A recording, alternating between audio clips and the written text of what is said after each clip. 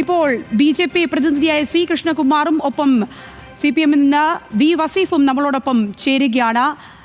ആദ്യം തന്നെ സി കൃഷ്ണകുമാറിലേക്ക് പോവുകയാണ്. സി കൃഷ്ണകുമാർ, ഏതാണെങ്കിലും ഡേറ്റ് വന്നിരിക്കുന്നു. 2 ഘട്ടങ്ങളായി തെരഞ്ഞെടുപ്പ് നടക്കാൻ ഒരുങ്ങുകയാണ്. എല്ലാവിധ കാര്യങ്ങളെപ്പറ്റിയും വിശദമായി തന്നെ പറഞ്ഞു വെക്കുകയായിരുന്നു തെരഞ്ഞെടുപ്പ് കമ്മീഷൻ. എങ്ങനെ കാണുന്നു ഈ ഒരുക്കങ്ങളുടെ അവസാന ഘട്ടത്തിൽ? ഒപ്പം തന്നെ പ്രതീക്ഷകളെ പങ്കുവച്ചുകൊണ്ട് തന്നെ നമുക്ക് തുടങ്ങാം.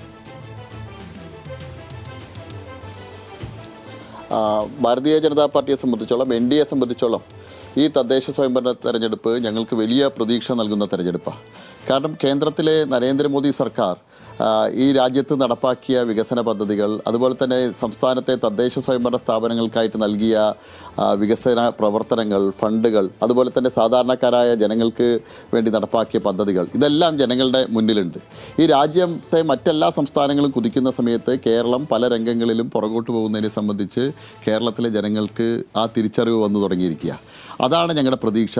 ഈ രാജ്യത്ത് മുഴുവൻ നടക്കുന്ന വികസനം കേരളത്തിലെ ഏറ്റവും താഴെത്തട്ടിൽ വികസനം എത്തിക്കുന്ന തദ്ദേശ സ്വയംഭരണ സ്ഥാപനങ്ങൾ വഴി ജനങ്ങളിലേക്ക് എത്തണമെന്ന് ജനങ്ങൾ ആഗ്രഹിക്കുന്നുണ്ട്. ഞങ്ങൾ വലിയ മുന്നൊരുക്കം നടത്തിയിട്ടുണ്ട്. വോട്ടർ പട്ടികയിൽ പേര് ചേർക്കുന്നത് മുതൽ തെരഞ്ഞെടുപ്പിൻ്റെ വിവിധ ഘട്ടങ്ങളിൽ ചെയ്യേണ്ട കാര്യങ്ങൾ വരെ, വാർഡ് തലത്തിലുള്ള മാനേജ്മെൻറ്റ് കമ്മിറ്റികൾ വരെ വളരെ സജീവമായിട്ട്, വാർഡ് തലത്തിലുള്ള ഇലക്ഷൻ കമ്മിറ്റിയും എല്ലാം രൂപീകരിച്ച് സർവ്വസജ്ജമായിട്ടാണ് ഞങ്ങൾ ഈ തെരഞ്ഞെടുപ്പിനെ നേരിടാൻ നിൽക്കുന്നത്.